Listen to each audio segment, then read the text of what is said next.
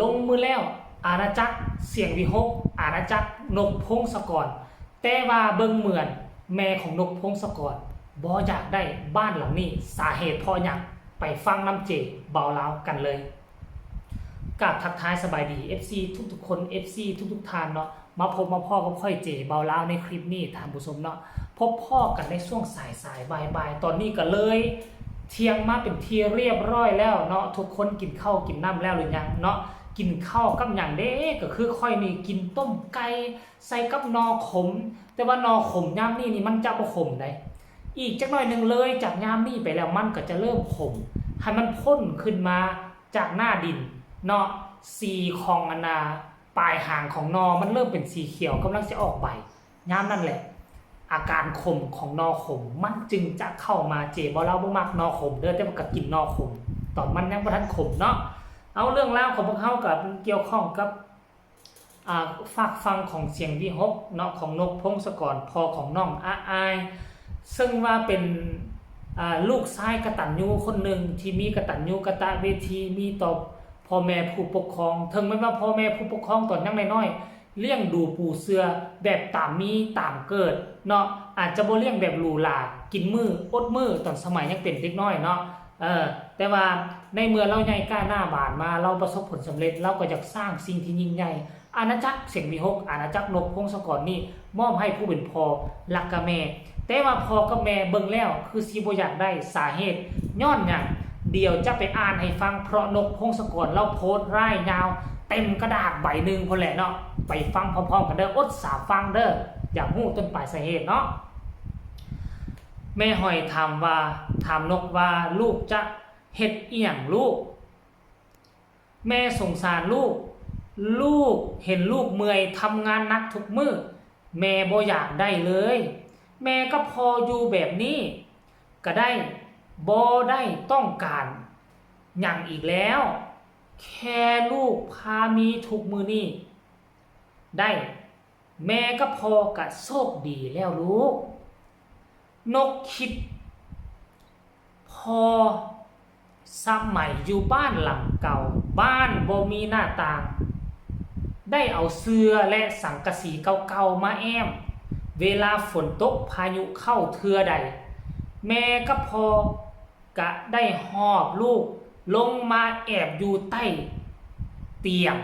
ใต้ถุนบ้านโอ้ยคิดฮอดสภาพตอนค่อยยังน้อยๆเด้อคิดเห็นสภาพเทื่อใดมันกะสนุกดีว่าซั่นแต่มองเห็นสีหน้าแววตาแม่กับพอมันทุกข์เหลือเกินมาถึงมื้อนี้วันที่ลูกยังมีแรงมีพลังที่จะทำให้แม่กับพ่อบ่ต้องห่วงยิ่งพ่อกับแม่บ่อยากได้นกยิ่งอยากทำให้นกอยากให้พ่อกับแม่เห็นบ้านในฝันของนกที่มีพ่อแม่น้อง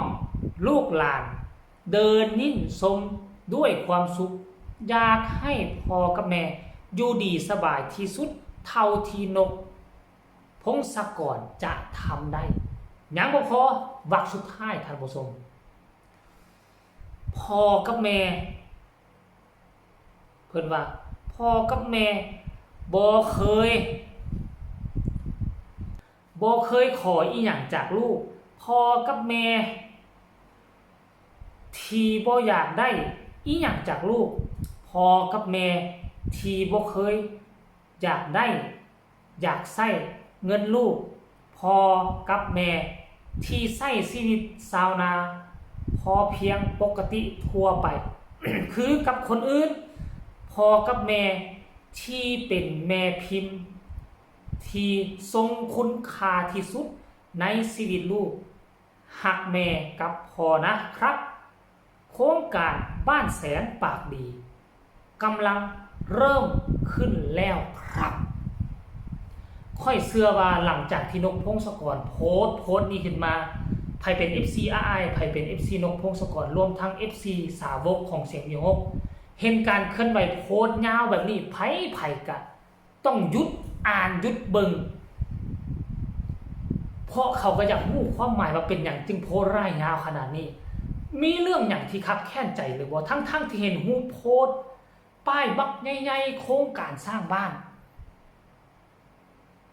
แต่เป็นอย่างเมจึงมาบ่อยากได้บางคนคันว่าไปอ่านสั้นๆเนาะก็สิเข้าใจผิดตำหนิติเตือนแนวนั้นแนวนี้ได้แต่ว่าในความเป็นจริงแล้วสาเหตุที่พ่อแม่บ่อยากได้เฮาก็ฮู้แล้วเจบ่เล่าได้อ่านให้ฟังแล้วท่านผู้ชมเนาะบ่มีพ่อแม่คนใดดอกที่อยากจะให้ลูกตนเองทุกข์ทรมานอิดเมื่อยเอาละถึงแม้ว่าลูกจะประสบผลสำเร็จมีเงินมีคำแต่ว่ามันก็กลัวจะได้เงินหลังนี้มามันต้องใช้งบประมาณเกือบ50กว่าล้านบาทเพราะฉะนั้นแล้วนกพงศกรต้องหาทั้งเว้นต้องหาทั้งคืนเฮ็ดแนวใดเพื่อจะได้เงินไปทอกเป็นงวดแต่ว่ายังโชคดีน้อยหนึ่งที่ว่าเสียงมีฮกโดยเฉพาะคือนกพงศกรมีพอแม่อ้ายน้องผู้ที่เป็น FC สาวกของเสียงมีฮกยืนอยู่เคียงข้างและค่อยกระหวังว่า FC เรานี่จะบ่ปะบ่ไลจะบ่ทิ่มนกพงศกรให้เดินให้เก็บให้ท่อนเพียงคนเดียวแน่นอนค่อยเชื่อว่ามันต้องมีละจักคนหนึ่งสองคนหนึ่งเวลาที่นกพงศกรตั้งลักปักเสาทอกเสาเนาะเขาเอิ้นว่าเสาค่ำเสาคูณเสาเอกเสาโทตรงนี้ละผู้นี้ยืนคำว่าซวยปูนโตนหนึ่งยืนคำว่าซวยปูนตันหนึ่งกระเบื้องเท่านั้นแผ่นเท่านี้แผ่นสีก็อาจจะมีผู้ซื้อมาสวยมันต้องมีแน่นอนทานผู้ชมพวกเจ้าท่าบังโลดคนดังๆระดับนกพงศกรเป็นหมอลำเทว่าฝ่ายซ้ายที่หน้าตารอเหล่าแห่งยุคถ้าเทียบใช้แล้วหัวหน้าวงหมอลำอยู่ในประเทศไทยปฏิเสธบ่ได้คือนกพงศกรนี่แหละเบิ่งไปเบิ่งมาหน้าเราคือกับโตโน่พาคินคือทีแรกๆค่อยก็คิดว่าเป็นโตโน่โตโน่สร้างวงหมอลำมาค่อยก็คิดแบบนั้นได้เฮ้ยพอโตโน่กับคนอีสานเนาะมันเอาไปเอามาแล้วมันระบบแมนล่วงสูงเท่ากันเป๊ะโค้งหน้าอันเดียวกันเป๊ะท่านผู้ชมต่างแต่ว่าผู้นึงเป็นนักร้องสตริงผู้นึงเป็นหมอลำท่านผู้ชมอีหยังมันจะเหมือนขนาดนั้นเนาะและค่อยก็เชื่อว่านกพงศกรคงจะผ่านพาและก็สร้างบ้านให้พ่อและแม่อยู่ได้แน่นอนนะท่านผู้ชมเนาะเอาคลิปนี้กับพวกนี้อย่างไรเด้อขอฝากฝังไว้สำนี้ถ้ามีคำตำหนิที่ส้มคำคิดคำเห็นแนวใดก็สามารถส่งมาใต้คอมเมนต์ได้เนาะโดยเฉพาะคือ